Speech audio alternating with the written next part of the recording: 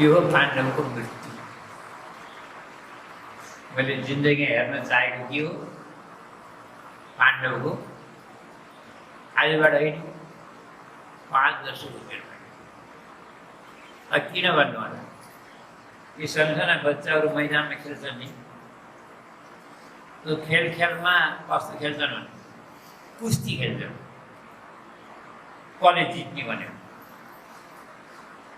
दुर्योधन यति बलियो थियो, कुस्तीमा सबलाई जित्छ, दुर्योधनले सबलाई जित्दिन्छ। परन्तु जब भीमसेनको पालो आउँछ नि,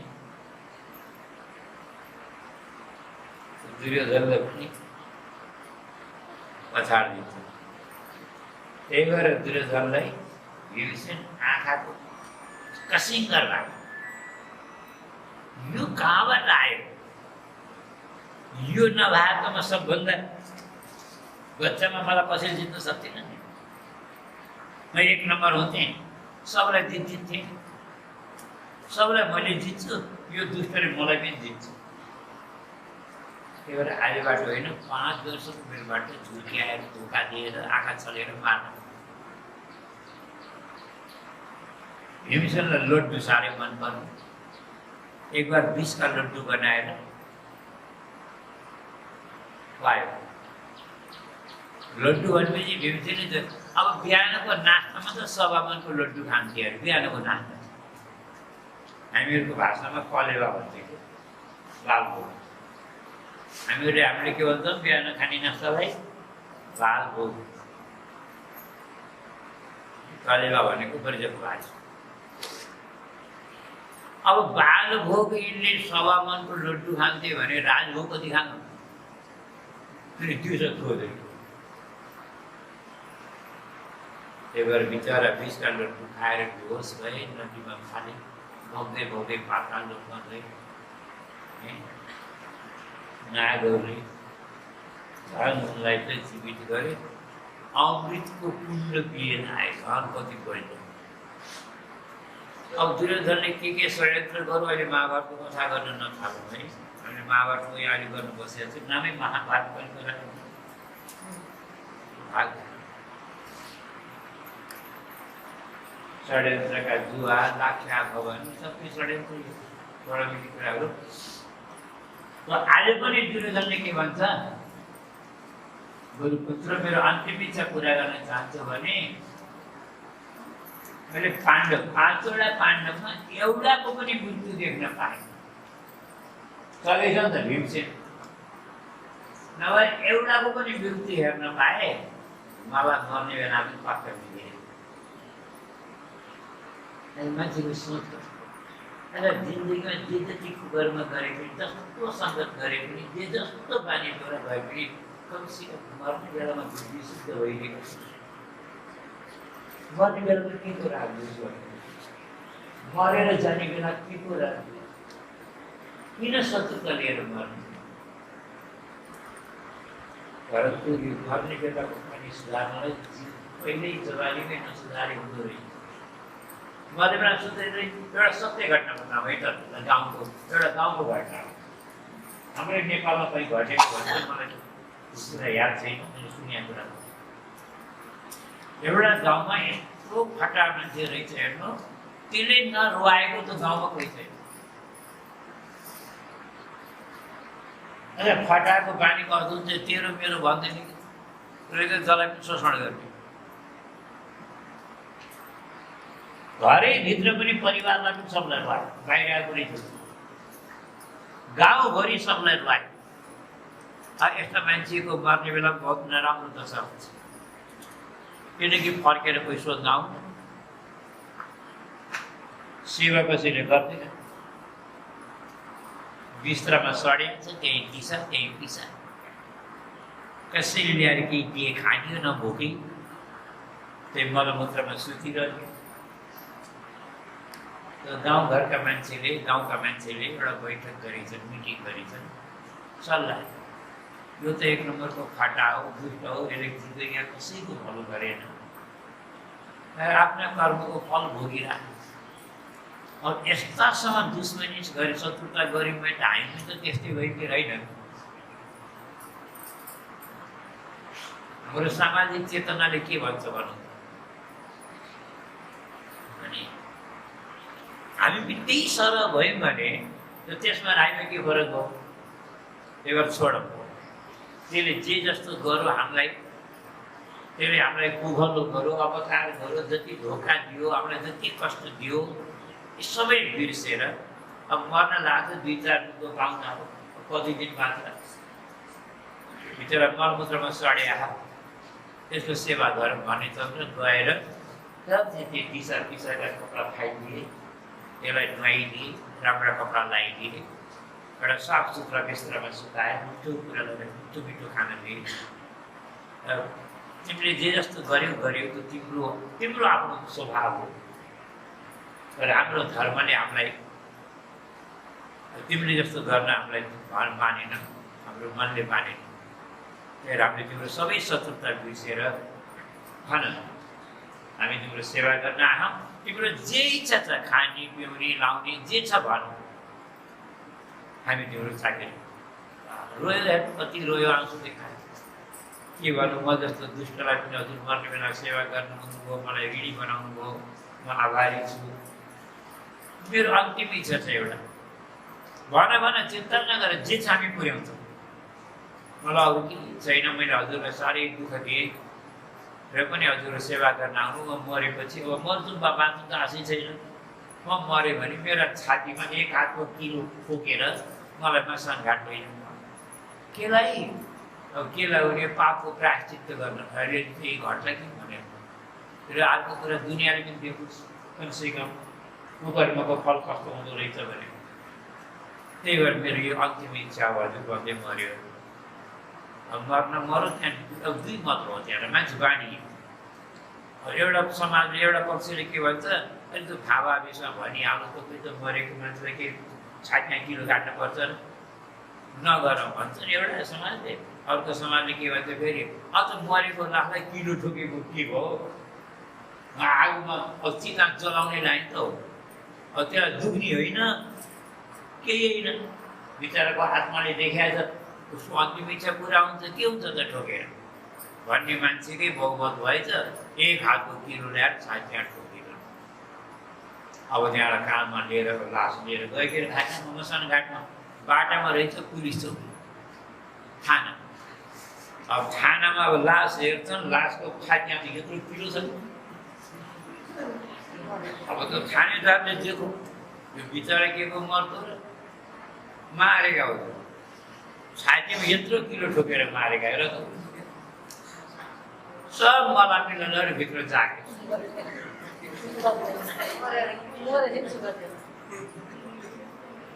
तात्पर्य हामीले बुझ्यौँ कि दुष्ट मान्छेको बानी भन्नको तात्पर्य कस्तो हुन्छ जिउँदै त कसैलाई उसले कहिल्यै कसैलाई सुख दिँदैन तर मरेर पनि ठानामा जागेर दुर्जनको दुष्टको स्वभाव कहिले अब धर्मात्मक पनि एउटा उदाहरण दिन्छ धर्मात्मक कस्ता हुन्छ दुष्ट कस्ता एउटा राम्रो जमिनदार धर्मात्मक उसले जिन्दगीमा खुब धर्म गरे तीर्थव्रत गरे उपकार गरे दिन दुखीलाई बहुत फलो गरे गरिबको बहुत उपकार गरे सो सामाजिक धार्मिक पनि थिए सामाजिक पनि थिए सामाजिक समाज सेवा एउटा अलग पक्ष त्यो पनि एउटा धर्म हो परन्तु प्रत्यक्ष धर्म अलग हुन्छ तर दुईटै कुरामा अगाडि समाज सेवामा पनि धर्म कर्म हुन्छ तर मर्ने बेला त मर्न त धर्ममा लागेको ल अब म मर्छु भने जस्तो लागेको छ 4 भाइ छोरा रहेछन् तर एक दिन जेठा छोरालाई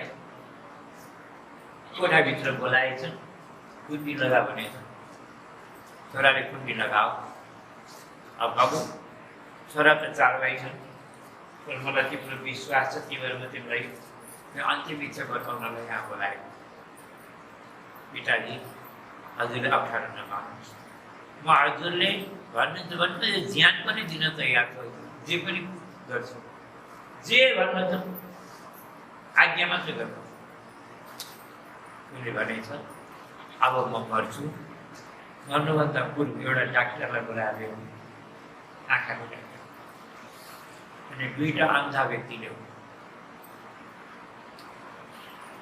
म मरेको तुरुन्तै लगत्तै मेरा दुईटै आँखा निकालेर दुईटा अन्धालाई एकमुट आँखा लगाए। कि मरेर गएपछि आँखाको के काम? मेरा आँखाले दुईटा अन्धाले देख्छ। यो मेरो अन्तिम इच्छा हो, गर्छु कि गर्दैन? पिताजी काम त बहुत गाह्रो, तर पनि हजुरको अन्तिम इच्छा म गर्छु। तर हामी सोच्छौँ है, धर्मात्मा व्यक्तिले मर्ने बेला पनि धर्मै गरेर मर्छ, पापीले मर्ने बेला पनि पापै गरेर मर्छ। बस यही कुरा सम्झनु। दुर्योधनले पनि यही भने भनौँ पाण्डवहरूको एउटाको पनि मृत्यु मैले किन आँखाले हेर्न पाएँ। अब पनि एउटा सपना देख्ने गर्छु, थाहा छ कि दिवा सपना भन्छ नि, दिवा सपना भन्ने बुझ्नुहुन्छ कि नै? रातिया सपना त सबैले देख्छन् होइन, थाहा छ। दिवा सपना नसुतिकन देख्ने सपना कि ननिदाइकन देख्ने सपना भनेको कल्पना। मान्छेले ठुल्ठुला कल्पना करोडपति बन्ने सपना हो कि कल्पना गर्ने के जान्छ गर्ने सोचिस बस्नु के उसले कल्पना दुर्योधनले पनि दिवा सपना देख्थ्यो। त्यो एउटा कल्पना कस्तो गर्छौँ भने हामी 100 भाइ, पाण्डवको जेल 5 भाइ, 100 अगाडि 5 कति जोड बल होला सल्लाह गर्नु एउटा कुरा। अब दोस्रो कुरा भनौँ, कौरवका पक्षमा 11 अक्षौहिणी सेना छन् र पाण्डवको पक्षमा 7 अक्षौहिणी सेना। 11 को तुलनामा 7 कति भयो? झन्डै आधा। 14 हुन्थ्यो भने त पुरै आधा हुन्थ्यो, 11 भयो झन्डै आधा हो। अब घमण्ड त्यसलाई नहोस्। अब तेस्रो कुरा,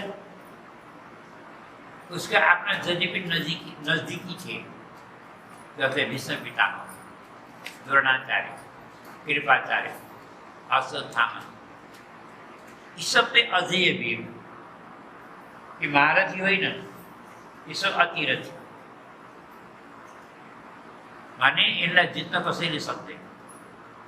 यिनी हजारौँ सैनिकसित एक्लै लड्न सक्ने त्यति शक्ति भएका। त्यस्ता जति बलवान छन् सबै दुर्योधनका पक्षमा। साँच्चै भन्यो भने पाण्डवको पक्षमा त को छ? एउटा कृष्ण भाइ। त्यो छलियालाई त त्यही छलिया त केही पनि लाज रहँदैन, हतियारै उठाउँदैन लडाइँमा भन्छ। त्यो त्यसमा पाण्डवलाई मैले के को बाँकी राख्यो, चटनी बनाइदिन्छु कि सबैलाई। म त एक छत्र राज्य गरेँ, चक्रवर्ती सम्राट बन्ने म गएँ। त्यसैलाई भन्छ दिवा सपना। 5वटा पाण्डवलाई चटनी बनाउँछु भनेर घमण्ड गर्थ्यो, तर एउटा पनि बालबाट भयो। आफू 100वटा 100वटै भाइलाई भीमसेनले एउटैले मात्र आफू मात्रै एउटा बचेको, अन्तिम आफू मात्रै। अब त्यो पनि बस अब 2-4 मिनटको मात्रै पाउनु। अब अन्तिम सासै लिने एउटा मान्छेको रातिको सपना त मान्छे पुरा हुनु न, दिउँसो सपना के को पुरा हुन्छ? धेरै लामो कल्पना गर्नुभन्दा बरु बसेर भजन गरे चिन्छ कि बरु पुरुषार्थ गरेको। सानो भए पनि मेहनत गर्ने, थोरै भए पनि कमाएको परिश्रमको पसिनाको कमाइमा सन्तोष गर्ने, अर्काको देखेर डाँट नगर्ने, भोट प्रतिस्पर्धा नगर्ने, यो शान्ति, जीवनमा शान्ति चाहने। जसले घोडबाजी गर्छ त्यसले जिन्दगी शान्ति पाउँछ।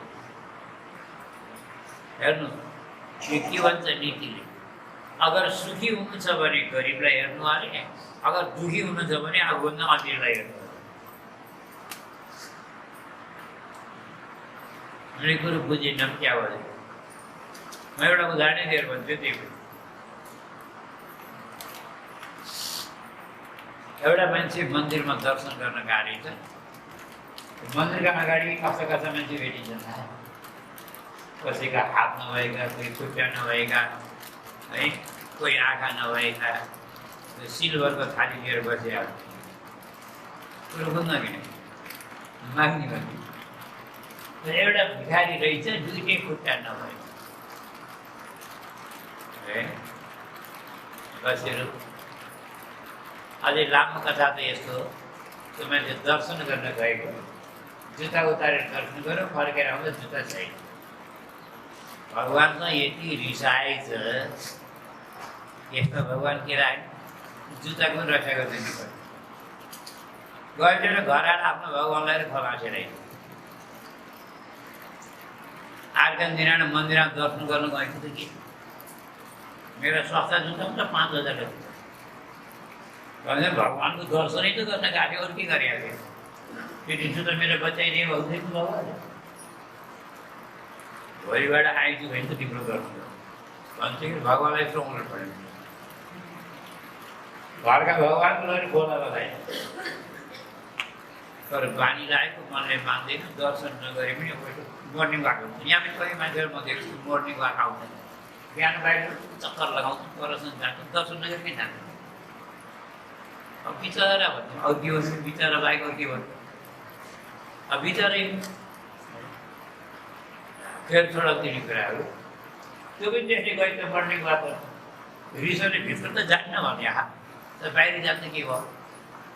बाहिर गएको देखे त एउटा भिखारीलाई दुईटै खुट्टा खालेहरू भयो, दयाको 1 रुपियाँ 2 रुपियाँ भए पनि दिनुहोस् हजुर, भोको छु हजुर। बिचरा त्यसले त घन्टौँ हेरेको, त्यसलाई आँखा चेती हेरेको त यसो हेरेको मेरो जुत्तै त हराएको, खुट्टा त छन् कि मेरो त। यसका जस्तै दुईटै खुट्टा भगवान्ले लोइदियो भए पनि त सहनु पर्छ किनभने कोही त खोला फाले भगवान्को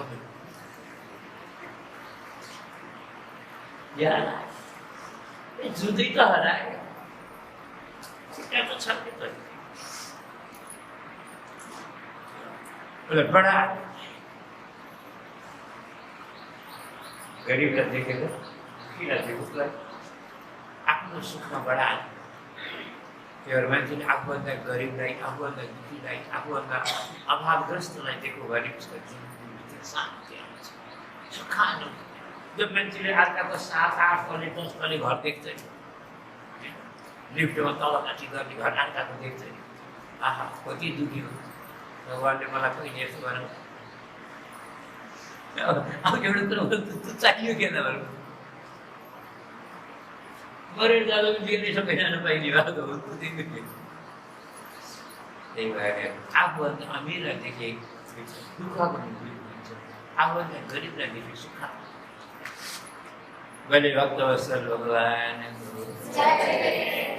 कृष्ण वृन्दावनको बिहारी श्री सत्यको सुन्दर रूपधारी हे विश्वव्यापी दयाधारी उद्धार हाम्रो गरे भक्तवत्सल भगवानको। हामीले के सुन्दै थियौँ, धर्मात्मा पुरुषले मर्ने बेलामा पनि धर्म छोड्दैन, जाँदा जाँदै पनि एउटा न एउटा पुण्य गरेर जान्छ।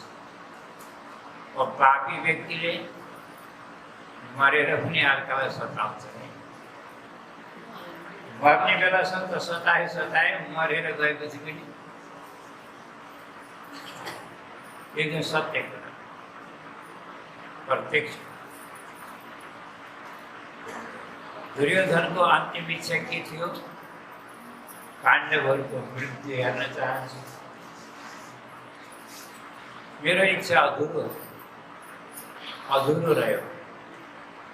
अश्वत्थामाले भने दुर्योधन चिन्ता नगर, एउटा पाण्डवको होइन, म प्रतिज्ञा गर्छु, म 5 वटै पाण्डवको शिरच्छेदन गरेर हत्या गरेर 5 वटैका शिर तिम्रो अगाडि ल्याएर राख्नेछु। यस्तो घोर संकल्प गरेर प्रतिज्ञा गरेर हिँडेछौँ। पाण्डवका शिविरमा अन्तर्यामी भगवान श्री कृष्ण हुनुहुन्थ्यो, घटघटवासी। भगवान नभए के हुन्छ थाहा है।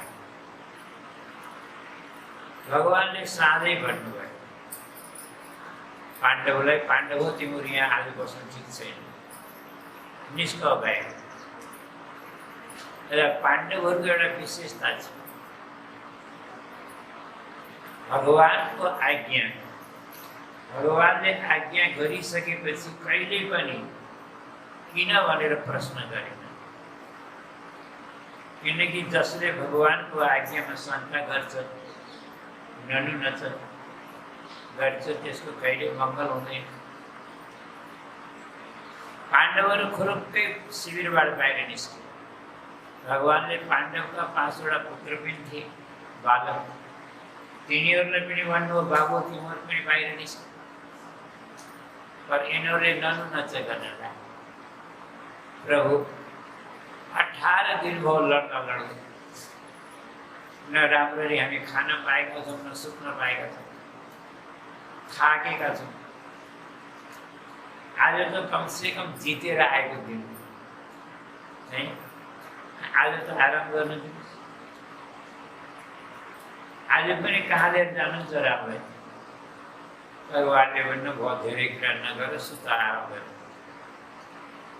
बिचरा सुतेका त सुतेका सुते भए, आजसम्म नै उठेन। किनकि राति अश्वत्थामा आए।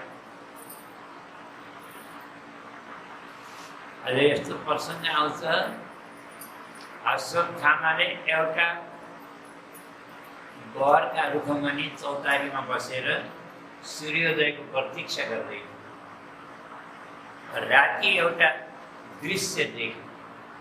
उनको अगाडि एउटा घटना घट्यो। के देखे भन्दा त्यो बरको रुखमा कौवाको गुण रहेछ। कौवाका साना साना चल्ला रहेछ। एउटा उल्लुले आएर आक्रमण गर्यो। किनकि उल्लुको र कौवाको त जन्मजात दुश्मनी छ, शत्रुता छ। यिनीहरूको कहिले पनि मेलमिलाप हुँदैन। दिउँसोमा कौवाले गएर उल्लुका गुणमा आक्रमण गर्छ, और रातिमा उल्लुले गएर कौवाका गुणमा आक्रमण गर्छ। तर दुर्भाग्य कस्तो हेर्नु न, एउटाले दिउँसोमा देख्दैन, एउटाले रातिमा देख्दैन।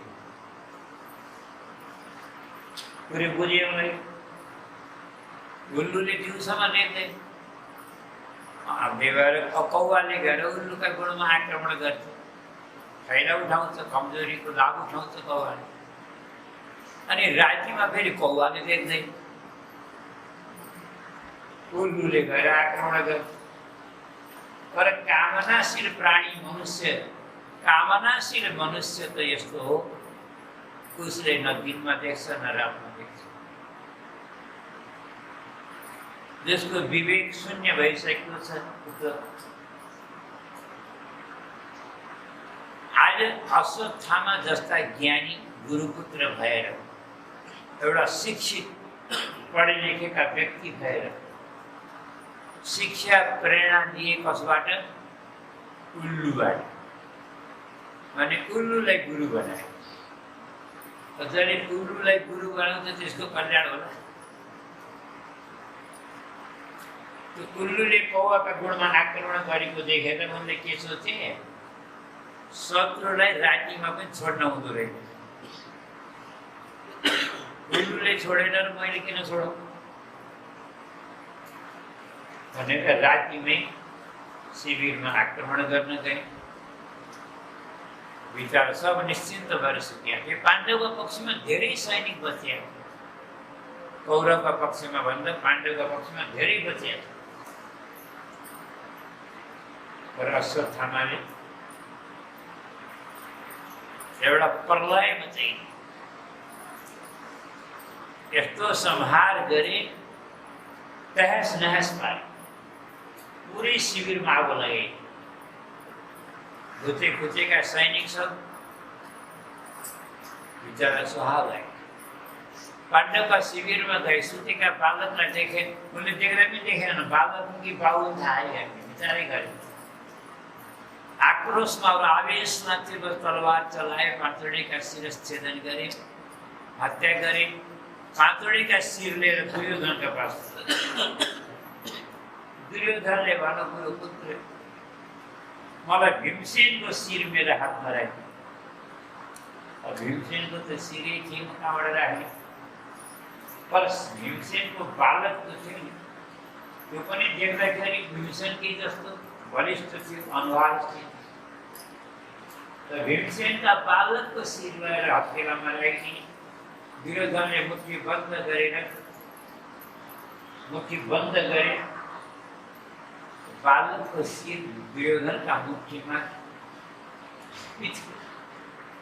खिच्यो दुर्योधनले मनमा सोच्यो मेरा मुट्ठीमा पिच्कने वाला शिर भीमसेनको कसरी हो र फेरि मुट्ठी खोलेर हेर्दाखेरि त भीमसेनको बालकको शिर दुर्योधन पनि अवाक दग्ध भने गुरुपुत्र एउटा कुरा बताऊ मैले तिम्रो के बिगारे मेरो कुन जन्मको बदलाले मैले तिमीलाई बालकको वध गरेर ल्याउनु त भनेको थिइनँ मैले त सक्छौ भने पाण्डवको वध गर भने यी बिचारा बालक कि बालकले मेरो के बिगाड्यो किनकि दुर्योधनलाई एउटा आशा थियो आफ्नो त पहिले मरिसके अब पाण्डव त भए पनि हुन्छ दाजुलाई त्यसै आफ्नो मात्र पितालाई श्राद्ध गर्दाखेरि हामीलाई पनि जलाञ्जली दिलन भन्ने आशा है अब श्राद्ध गर्ने बेला मलाई काकाले मलाई दुश्मनी गरेका थिए पाउने मलाई रिस गरेका थिए भनेर मान्छेले भन्छ पुरुषले कुरो नाम लिन्छ उसले जलाञ्जली दिइरहन्छ तिलाञ्जली दिन्छ कम से कम पाण्डवका पुत्र भए पनि हामीलाई पनि पानी देलान् भन्ने आशा थियो तिमीले त यिनलाई पनि मारेर हाम्रो खुदमा पानी दिनेवाला पनि कोही बचेनन् कसैलाई बच्नै थिएन तिमी मेरो नजरबाट जाऊ हट मलाई मर्न देऊ अब कल्पना गरौँ हामीले दुर्योधन जस्तो पापीलाई पनि नराम्रो लाग्ने कस्तो कुकृत्य गरे आज अश्वत्थामाले गुरुपुत्र भए है अच्छा मान्छेको सम्मान विचार गरौँ हामीले हैन सम्मान भनेको व्यक्तिको हुन्छ कि व्यक्तित्वको हुन्छ व्यक्तिको सम्मान कसैले गर्दैन सम्मान हुन्छ व्यक्तित्व उसका कर्म हो उसका विशिष्टता हो उसका गुण हो आज कुनै अश्वत्थामा शिविरमा आउँदाखेरि पाण्डवले आरती उतार्थे गुरुपुत्र पाल्नु हो भने माला पहिराउ चरण धुन्थे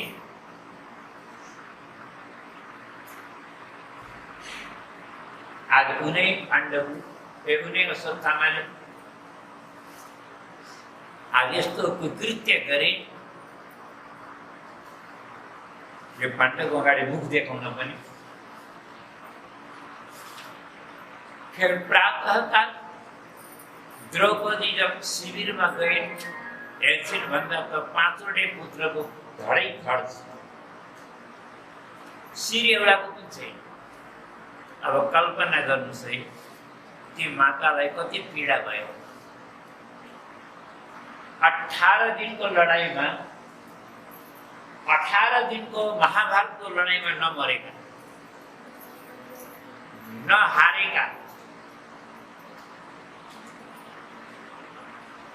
यस्ता वीर पुत्र जो आज सुतेका बेला निद्रा का बेला कसैले धोका दिएर